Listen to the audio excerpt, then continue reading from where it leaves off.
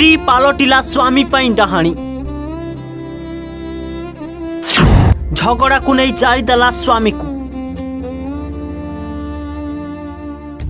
शंखा सिंदूर को भूलीगला।